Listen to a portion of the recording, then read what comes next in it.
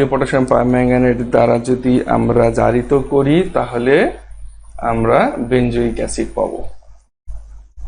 ঠিক আছে, এটা আমরা বেনজোইক অ্যাসিডের আরেকটি প্রস্তুত প্রণালী বা অ্যারোমেটিক যে অ্যাসিড, সেই অ্যাসিডের প্রস্তুত প্রণালী এটি গেল আমাদের 1 নম্বর পদ্ধতি বা প্রথম পদ্ধতি।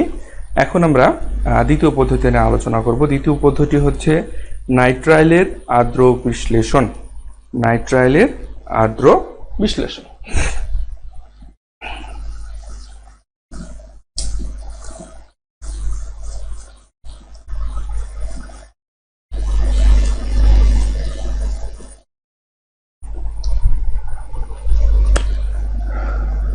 দুই নম্বর টপিক হচ্ছে আমাদের নাইট্রাইলের আর্দ্র বিশ্লেষণ।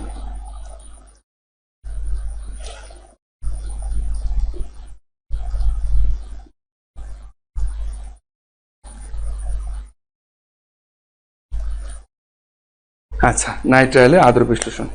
নাইট্রাইল যৌগকে যদি আমরা লঘু খনিজ অ্যাসিড যেমন হাইড্রোক্লোরিক অ্যাসিড বা ক্ষার দ্রবণ সহযোগে যদি আমরা উত্তপ্ত করি তাহলে কি পাবো? আমরা কার্বক্সিলিক অ্যাসিড পাবো এবং অ্যামোনিয়া পাবো। ঠিক আছে, আচ্ছা তাহলে আমরা দেখি যে নাইট্রাইলকে আর bond C triple bond N plus H2O আর্দ্র বিশ্লেষণ। হ্যাঁ, লঘু খনিজ অ্যাসিড সহযোগে আর্দ্র বিশ্লেষণ HCl আর্দ্র বিশ্লেষণ যদি আমরা করি তাহলে কি পাবো? আর বন্ড CO বন্ড NH2 এবং এখান থেকে আমরা অ্যাসিড পাবো আর বন্ড COO প্লাস NH3। আচ্ছা, তাহলে আমরা আরেকটা एग्जांपल দেখি। CH3C triple bond N plus পানি অ্যাসিডীয় আর্দ্র বিশ্লেষণ খনিজ অ্যাসিড এবং সালফিউরিক অ্যাসিড। যেমন এই বিক্রিয়াটা আমাদের কি দিতে হবে? অ্যাসিড, এটা HCl না।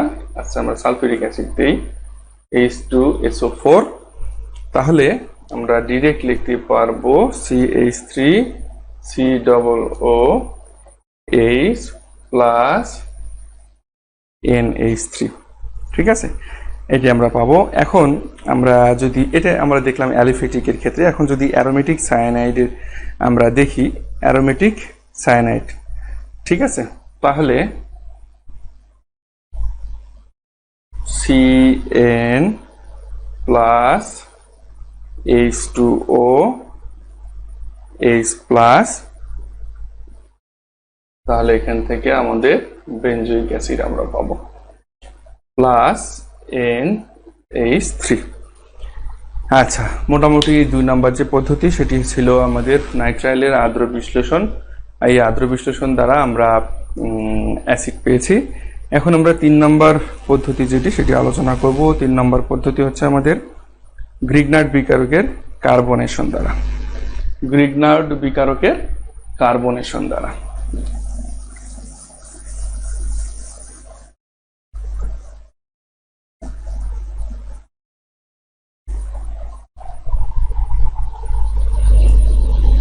Grignard বিকারকের carbonation.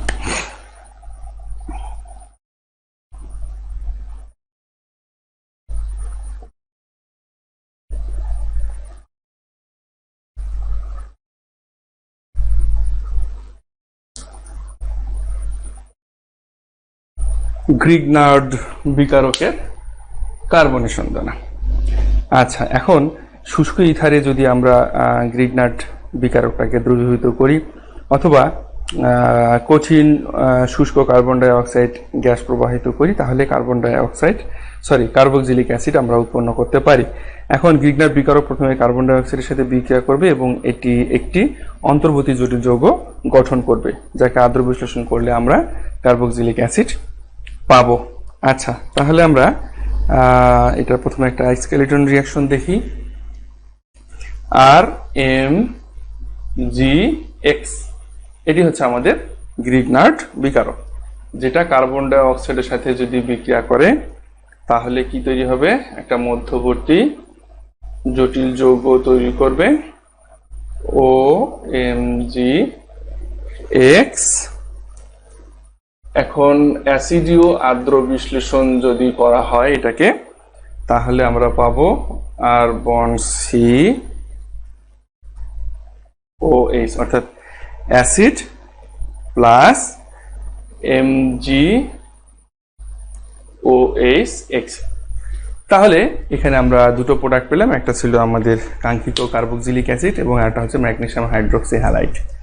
তো এটা আমরা একটা এক্সাম্পল দেখি এখন, যেহেতু আমরা এটা স্কেলেটন রিঅ্যাকশনে এক্সাম্পল দেখলাম। এখন যদি আমরা কমপ্লিট এক্সাম্পলটা দেখি, কমপ্লিট এক্সাম্পলটা হচ্ছে CH3 CH2 MgBr ethyl magnesium bromide plus এর সাথে কি করবে, কার্বন ডাই অক্সাইড বিক্রিয়া করবে। কার্বন ডাই অক্সাইড বিক্রিয়া করলে CH3 CH2 COO MgBr। এখন এটাকে যদি আমরা অ্যাসিডীয় আর্দ্র বিশ্লেষণ করি তাহলে আমরা কি পাবো, CH3 CH2 COOH plus magnesium hydroxy bromide, magnesium hydroxy bromide পাবো।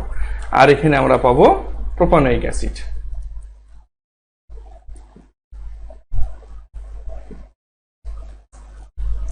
এখানে আমরা প্রোপানোয়িক অ্যাসিড পাবো। এটি ছিল আমাদের কাঙ্ক্ষিত অ্যাসিড উৎপাদন। আচ্ছা, এখন মোটামুটি আমরা তিনটি পদ্ধতি দেখলাম অ্যাসিড উৎপাদনের, অর্থাৎ সাধারণ যে প্রস্তুত প্রণালীগুলো সেগুলো থেকে আমরা দেখলাম যে কিভাবে আমরা অ্যাসিডটাকে তৈরি করতে পারি। এখন আমরা দেখব শনাক্তকরণ পদ্ধতি, অর্থাৎ যে অ্যাসিডগুলো আমরা তৈরি করলাম অ্যাকচুয়ালি সেগুলো অ্যাসিডই কিনা, অন্য কোনো কিছু তৈরি হয়েছে বা অ্যাসিড তৈরি হয়েছে কিনা সেটি আমাদেরকে নিশ্চিত হতে হবে। তার জন্য আমাদের নিশ্চিতকরণ বা শনাক্তকরণ বিক্রিয়া যেগুলো রয়েছে সেগুলো দ্বারা নিশ্চিত হতে হবে। ঠিক আছে?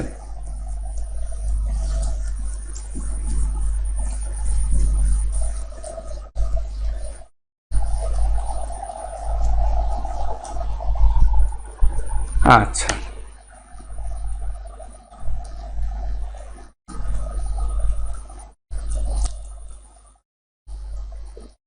কার্বক্সিলিক অ্যাসিডের শনাক্তকরণ